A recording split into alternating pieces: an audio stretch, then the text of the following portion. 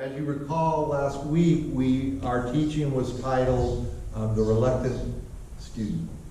And we talked about how the supposed intellectually superior folks love to just roll their eyes at Christianity. And this week we're going to look at the teaching is called The Insider and the Outcast.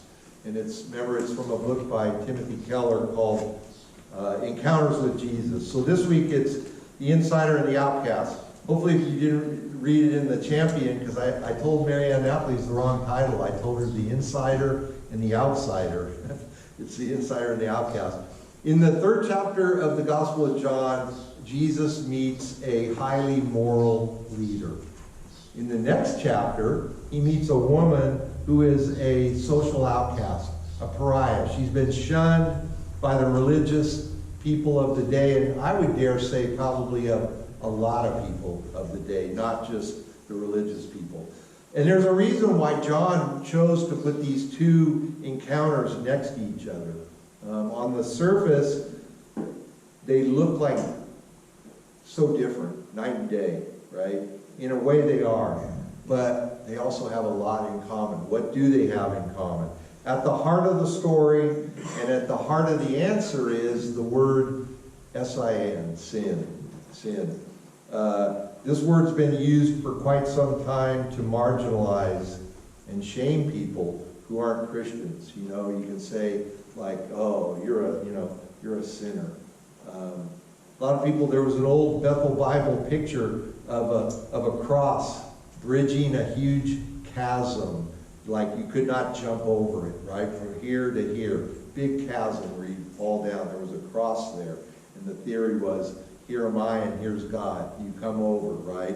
You're like, when you're a sinner, you need this. Well, there's a problem with trying to explain that to today's youth and whatnot. They do not believe that they're sinners, right? I mean, they say, I'm a good person. I've never stolen from my work. I'm cash register honest. I love my mom. I'm not a sinner. That word sin brings a lot of interesting connotations with it.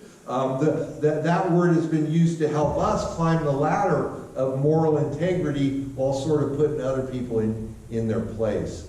The funny thing, though, is when you use that word or try to use that word as a weapon against someone, it will always recoil back on you. Why? Because we're all sinners, right? And none of us deserve the grace that God bestows on us. All right? So let's first take a look at the outcast.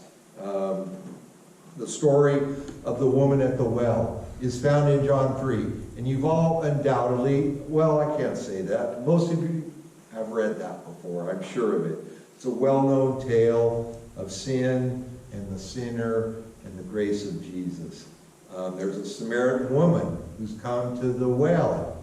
And when does she come to the well? She comes in the heat of the day, probably noon. And Jesus asks her for a drink. Simple, right? He just asks her for a drink. On the surface, it seems simple. He then goes on to tell her about living water and some of the sin that she's steeped in. First off, why is this so startling? First off, it's a woman. Secondly, she was a Samaritan. Jesus is breaking two very rigid taboos right from the get-go. This outcast has come to draw her water in the scorching heat of the day to avoid the shame of her peers. Undoubtedly love to poke fun at her. Jesus' interactions with her, on the other hand, are both loving but also truthful. There's truth in what he says. He tells her of her current living conditions and a bit of her sordid past. But then he goes on to offer her what's called living water. So what is Jesus basically saying to this woman, this outcast who's been shunned by her peers? What he's saying is this: I've got something for you that's as basic and necessary to your spiritual health as good old H2O water is to your physically, to your physical health. And then he goes on to tell her something I think is even more important. He tells her that this living water will spring up inside of her and will become a fountain. Fountains, at least the good ones, don't hold water. Well, they do. They have to hold water within down here. But what are they known for? Right? Shooting up. Go to Vegas. See those colors. I don't like Vegas, but go to Vegas. Those colored lights, I know at one of the places, are just amazing, like the dancing lights, right? Living water, she will be a fountain. But fountains spray forth the water.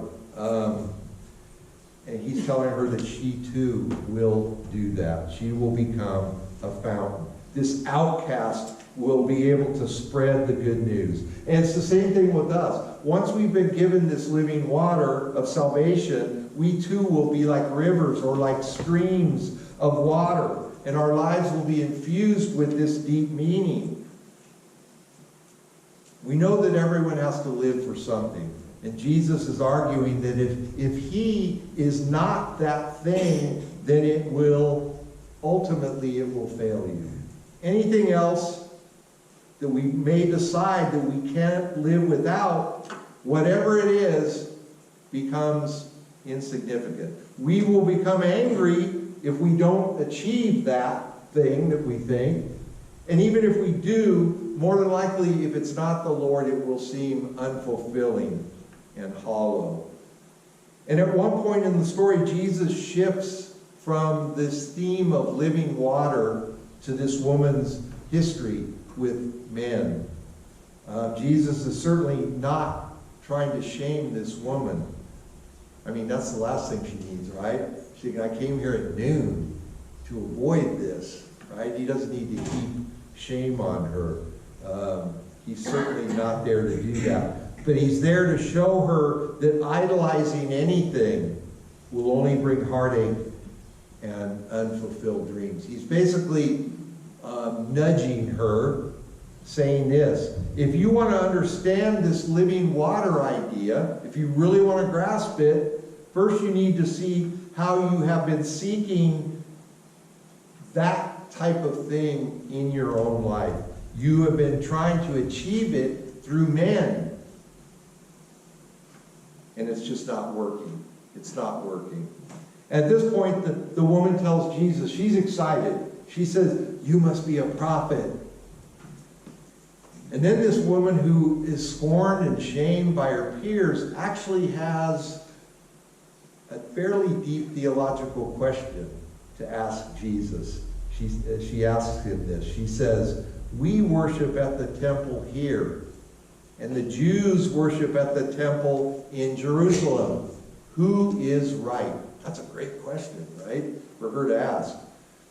Jesus goes on to tell her that the time is coming when it will not matter where you worship, whether it's here at Christ Lutheran or down the road, that God will be accessible anytime to all people. I mean, I'd like to argue this is a better place to worship than down the road, but it's in Mark purposely in the Gospel of Mark sets two events, kind of sets one event sandwiched between two. Jesus walked along with his disciples. They see a fig tree. He's hungry.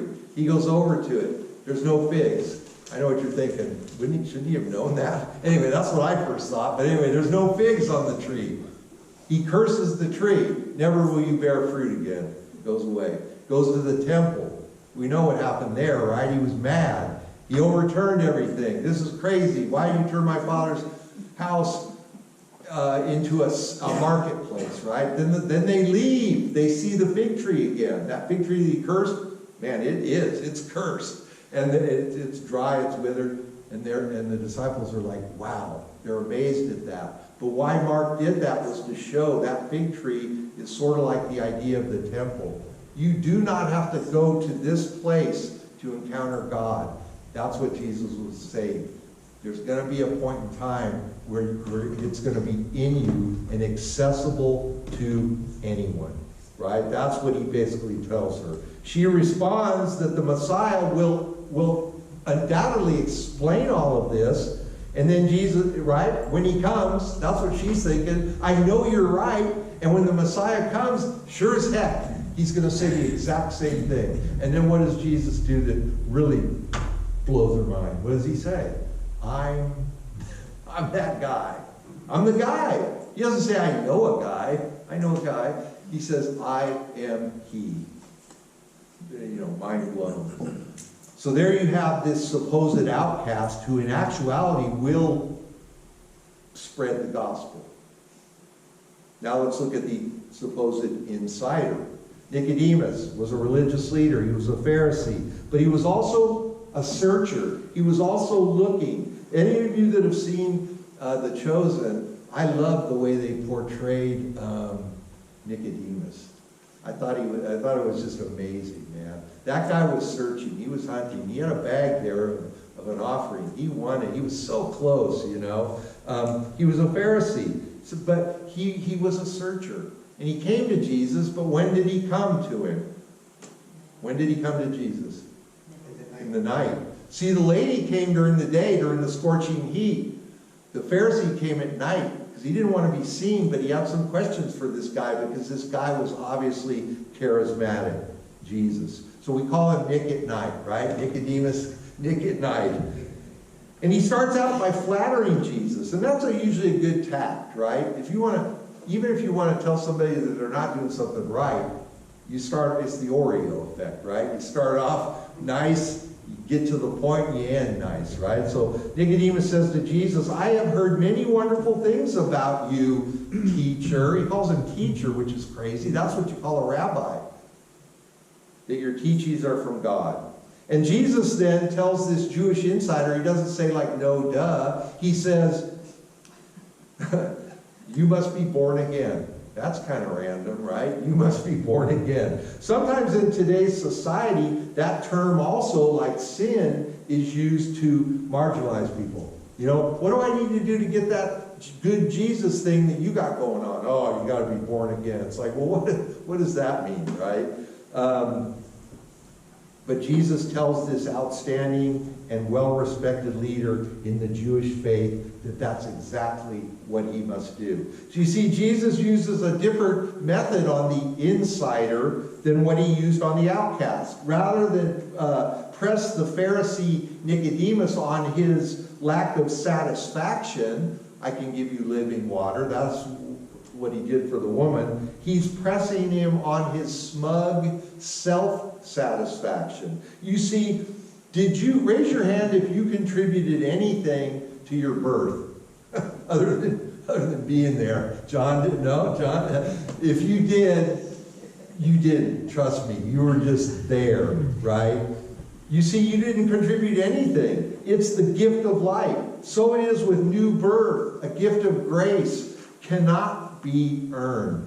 It's the same thing as being born. 1 minute you're in that nice, warm, cozy, wet womb, thank you. The next minute you're in the world, it's crazy.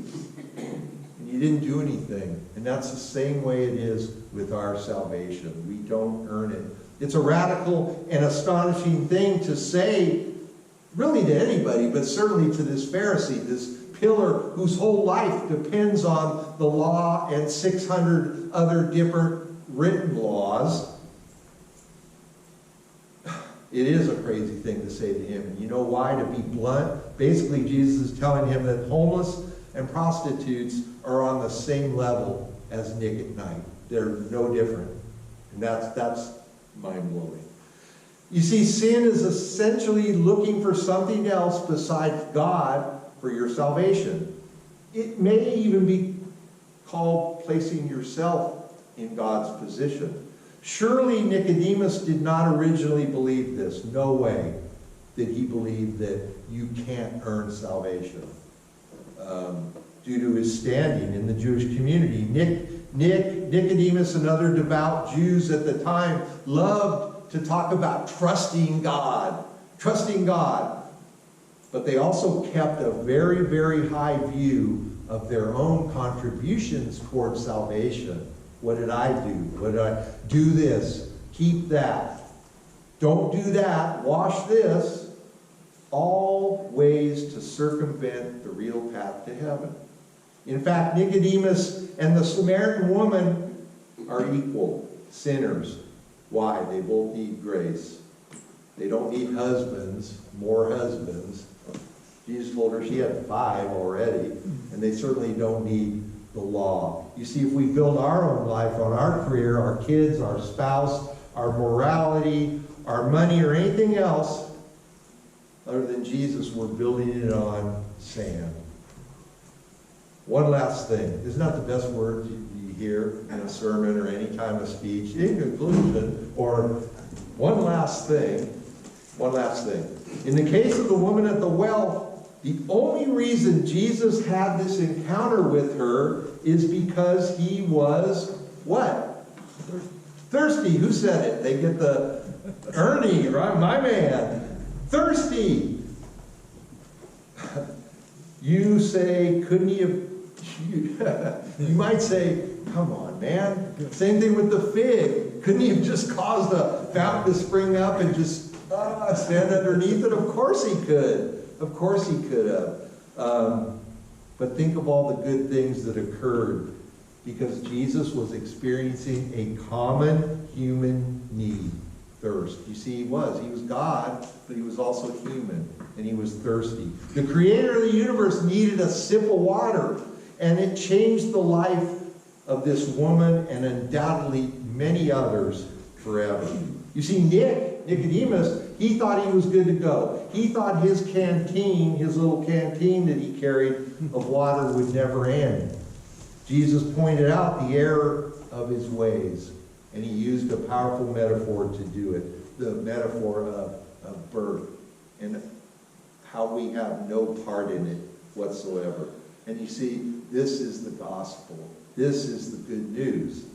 It's the same for skeptics, for believers, for insiders, for outcasts, for pariahs, and everything in between. Can I get an amen? Amen. That was louder than the first service, but I'm going to do it again. Can I get an amen? Amen. Right on.